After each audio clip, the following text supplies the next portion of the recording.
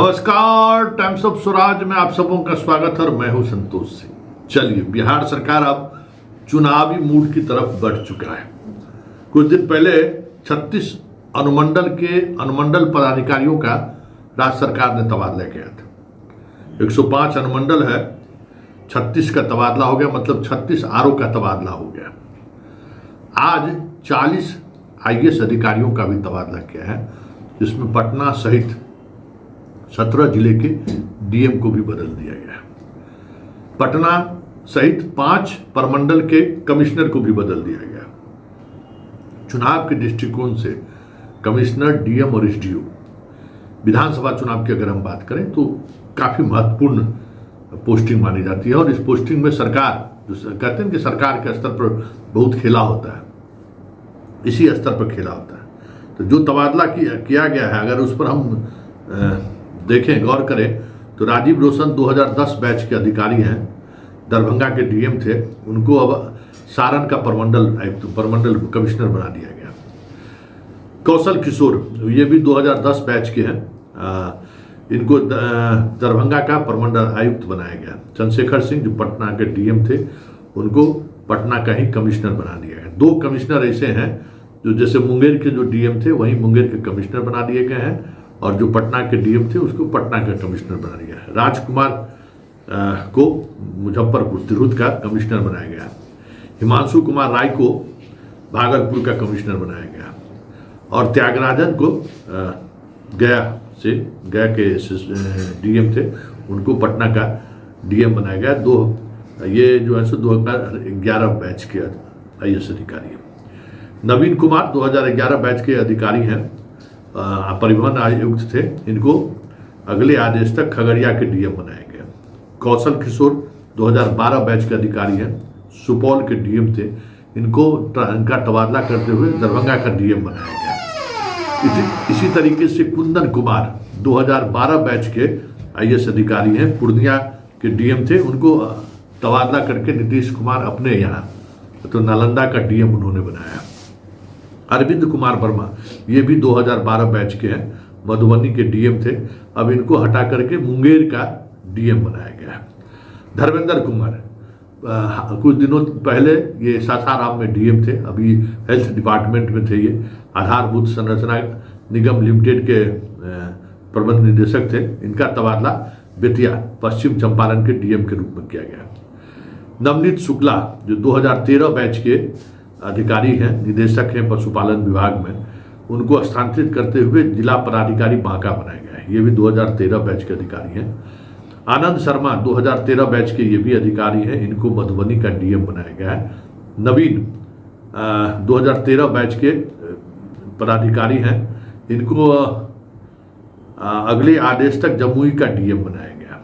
Vidyanand Singh 2013 batch के ये भी अधिकारी हैं, इनको अगले आदेश तक बक्सर के जिलाधिकारी बनाए गए। सुनील कुमार कैमूर भभुआ के डीएम बनाए गए। पवन कुमार सिन्हा, इनको गोपालगंज डीएम के रूप में पदस्थापित किया है। दिनेश कुमार राय जी का ट्रांसफर हो गया वहाँ से। दिनेश कुमार राय जी, याद होगा, सीएम के साथ रहते थे, अब वो सचिव बन के आ गए, अब जस्ट रिटायर होने वाले हैं। और देखिए, आगे वाले समय में आप उनको विधायक के रूप में देख लें तो कोई बड़ी बात नहीं हो, चुनावी मैदान में जाने के लिए कमर कसे हुए हैं। शशांक शुभांकर, जो उनको गया का डीएम बनाया गया है। आदित्य प्रकाश, जो 2014 बैच के अधिकारी हैं, उनका सीवान का डीएम बनाया गया है। सावन कुमार को सुपौल का डीएम बनाया गया है। वर्षा सिंह को वैशाली का डीएम बनाया गया। ये बड़ा चौंकाने वाली पोस्टिंग है।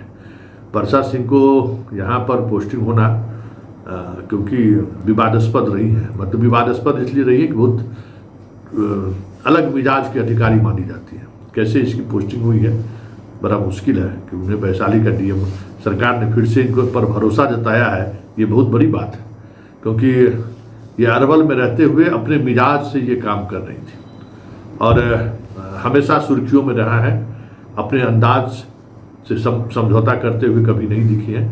लेकिन इनको बनाया गया है वैशाली का डीएम। देखना होगा कि वैशाली डीएम के रूप में ये किस तरीके से काम करती है। अंशुल कुमार 2016 बैच के ये हैं, बांका से स्थानांतरित करते हुए इनको पूर्णिया का डीएम बनाया गया, अच्छी पोस्टिंग हो गई। अंशुल कुमार को समझ सकते हैं कि बांका से पूर्णिया का 2014-16 बैच, तो आप समझ सकते हैं कि उनको बढ़िया पोस्टिंग मिल गया। दीपक कुमार जो 2017 बैच के हैं, उनको सहरसा का डीएम बनाया गया। तो ये इस स्तर पर ट्रांसफ़र पोस्टिंग हुई है। सीनियर लेवल पर भी कई ट्रांसफ़र पोस्टिंग हुई है। जैसे 5 कमिश्नर को बदला गया है, वो सारे कमिश्नर आप जैसे मयंक बरबरे 2001 बैच के हैं, उनको अगले बिहार शिक्षा परियोजना परिषद पटना में पदस्थापित किया गया राज्य परियोजना निदेशक के रूप में। श्री सर्बानंद का जो तिरहुत के कमिश्नरी थे, उनको जो है सो सचिव ग्रामीण कार्य बनाया गया। मनीष कुमार जो दरभंगा के कमिश्नर थे, उनको मत्स्य विभाग में पदस्थापित किया गया सचिव के रूप में। गोपाल मीना जो छपरा के कमिश्नर थे, उनको भूमि एवं राजस्व सुधार विभाग का सचिव बनाया गया। और दिनेश कुमार जो भागलपुर के आयुक्त थे, उनको शिक्षा विभाग में सचिव बनाया गया। 2007 बैच के हैं, मतलब शिक्षा विभाग में सचिव बनने का मतलब आप समझ सकते हैं कि वहाँ से यादव जी को हटाकर इनको यहाँ दिनेश कुमार को लाया गया है। कंवल तनुज जो हैं 2010 बैच के अधिकारी हैं, लघु जल संसाधन विभाग में इन्हें पदस्थापित किया गया। रचना पाटिल विशेष सचिव थी, अगले आदेश तक ये विपाड के अधिकारी होंगे। अभिनव पराशर अगले आदेश तक सचिव होंगे आधारभूत संरचना पटना लिमिटेड का। और इसके अलावा दिनेश कुमार राय को भूमि सुधार विभाग में जो है सचिव बनाया गया। भूमि राजस्व सुधार बहुत महत्वपूर्ण पद इन्हें चंपारण के डीएम से यहाँ बताया गया है। और इसके अलावा नैयर इकबाल जो है भारतीय प्रशासनिक सेवा को उनको दिया गया है। इस तरीके से कुल 40 आईएएस अधिकारियों का तबादला हुआ है। और ये तबादला कहीं न कहीं चुनावी दृष्टिकोण से काफ़ी महत्वपूर्ण माना जाता है। अंतिम दौर में वोटरों का जो दावा आपत्ति का जो दौर होता है, वो दौर अभी बाकी है।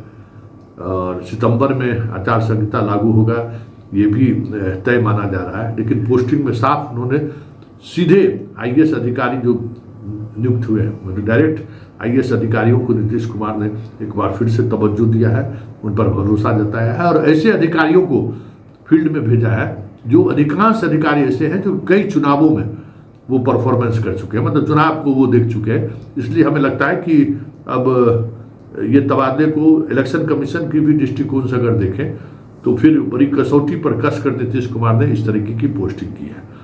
और आने वाले समय में हमें लगता है कई जिले के अब एसपी की बारी है, कई जिले के एसपी बदले जाएंगे, ये भी साफ अब दिख रहा है। डीएसपी भी बदले जाएंगे, बहुत सारे एसडीओ हैं, उनका भी तबादला होना है। मतलब अब तबादला का सिलसिला शुरू हो गया है। और हमें लगता है कि जून तक में पूरे बिहार के तमाम प्रशासनिक सेटअप का स्थानांतरण हो जाए, सभी नए सेटअप आपको दिखे। ये चुनावी कटडाउन शुरू है तो कोई बड़ी बात नहीं होगी।